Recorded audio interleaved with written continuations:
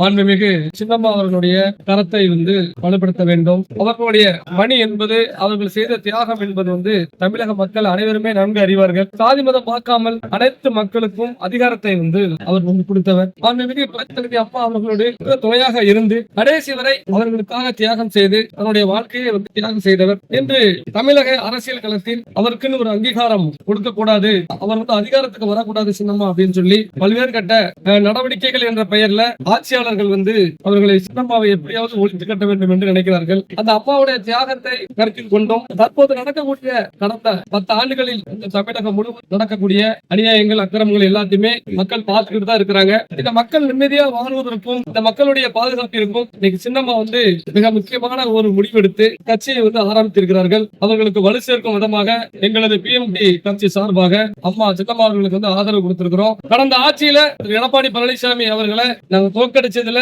எங்களுடைய PMT முக்கிய பங்கு வகிச்சிருக்கு அப்படின்னு சொல்லி எல்லாத்துக்குமே தெரியும். தமிழகம் முழுவதும் உள்ள எங்கள் முக்குளத்தூர் மக்களை ஒன்று திரட்டி நாங்க அதற்கான வேலைகள்ல ஈடுபட்டோம். அதுக்கு நாங்க சாதிச்சும் காட்டணும். அதே மாதிரி இன்னைக்கு இந்த சின்னம்மா கூட இந்த மக்கள் இல்ல அப்படின்னு நினைச்சிருக்காங்க. அது தப்பான ஒரு கணிப்பை அவங்க வச்சிருக்காங்க. அதனால தென் மாவட்டம் முழுவதும் தமிழகத்தில் உள்ள முக்குளத்தூர் மக்கள் என்றென்றும் இந்த சின்னம்மா பின்னாடி தான் நாங்க இருக்கோம் அப்படிங்கறத காட்டுவதற்காகத்தான் இன்னைக்கு சின்னம்மாவை சந்திச்சு ஆதரவு கொடுத்திருக்கிறோம். எங்க கட்சியின் சார்பாக கூட்டணி அம்மாட்ட அமைச்சிருக்கிறோம். என்றென்றும் அம்மாவுக்கு உறுதுணையா இருப்போம்னு சொல்லி இருக்கிறோம். கூட்டணிக்கான நாங்க அதிகாரம் பெறுவதற்காக சின்னம்மா அவர்களோட தொகுதியில் நாங்கள் வலுவா இருக்கக்கூடிய பகுதியில் தொகுதிகளை கேட்டு இருக்கோம். சின்னம்மா அவர்களும் நான் பரிசீலிக்கிறேன், கண்டிப்பான முறையில உங்களுக்கு தொகுதிகள் ஒதுக்குறோம் அப்படிங்கறதையும் மாண்புமிகு சின்னம்மா அவர்கள் சொல்லியிருக்காங்க. இந்த PMT மக்கள் பாதுகாப்பு கிட்டத்தட்ட 24 மாவட்டங்கள்ல நாங்க பரவலா இருக்கோம்.